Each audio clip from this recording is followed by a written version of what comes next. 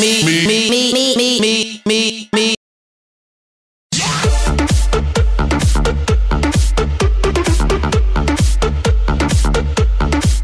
тэгнэ.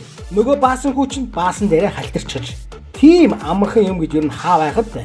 Манайч нэг хэсэг намын нараг болчлоо гэж бодоод сүүлээ сэрвэн дээрээ тавьж сатгалан жоом шиг сүртэй явсан да. За тэгтэл дээд шүүх шийдвэрээ гаргаж арай л болоогүй байна да хөмөн гэд ловрыг нь хүчингүү тооцчож. За ингээд манайр намчгүй, найзчгүй, дарагчгүй, сэрэгчгүй гомбой гоцон толгой дээрээс нь нэр нүрээ барсан хүүхэд нохондоо хүн амтны амны зугаа боллоо.